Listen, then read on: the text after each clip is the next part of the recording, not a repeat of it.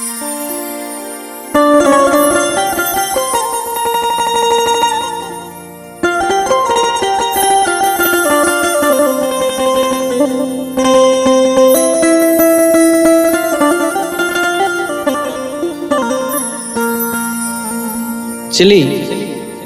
एगो प्रेमी प्रेमिका के मैटर बा, ओकर शादी तय हो गल बा तो ओकर प्रेमिका कैसे कहता, कौन भाव में कहता।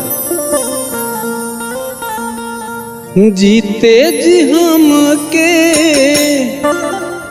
मुआ दिहल गोरी, जीते जी हम के मुआ दिहल गोरी, मिले खातिर आवत रहलू, मिले खातिर आवत रहलू, जान चोरी चोरी। जीते जी हम के मुआ दिहल गोरी, जीते जी हम के मुआ दिहल गोरी।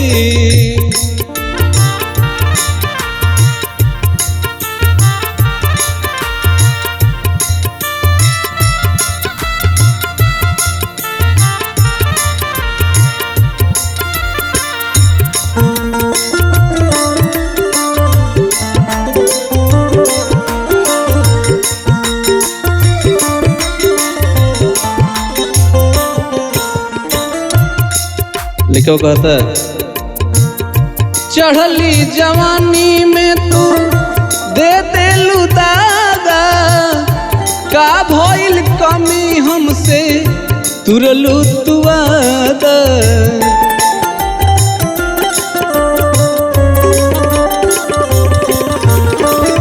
चढ़ली जवानी में तू दे देलू दादा, का भइल कमी हमसे तुरलू तू वादा।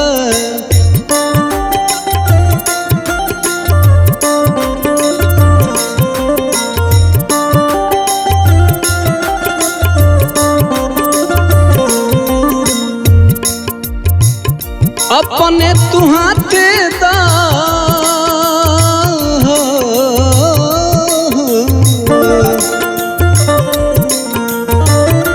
अपने तू हाथे दा जहर मंगाई।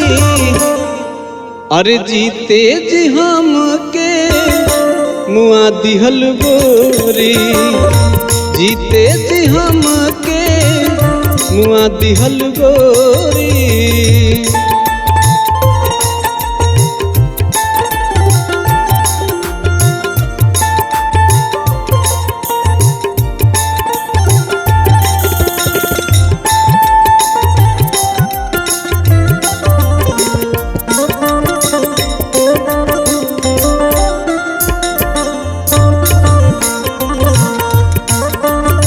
क्या बात है बोल भैया।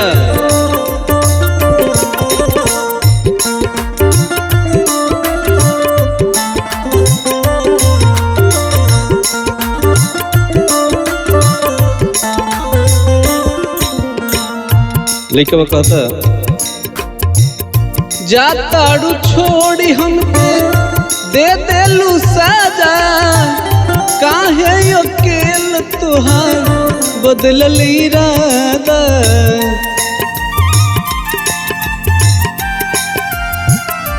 हो जातारू छोड़ी हमके दे देलू साजा, काहे अकेल तुहार बदलल इरादा।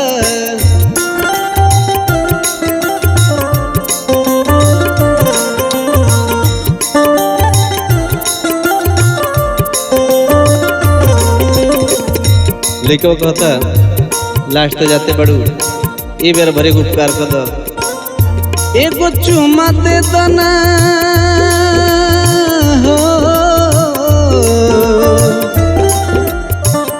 एगो चुमा दे दना सबूर हो जाई, कालू से बनबू तू दोसरा के लुगाई।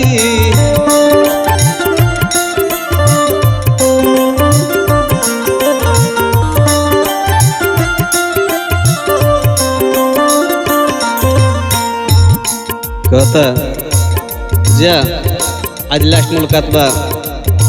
सच कहतानी हमके, सच कहतानी हमके दिहलू रोवाई, जीते जी हमके मुआ दिहलू गोरी, जीते जी हमके मुआ दिहलू गोरी।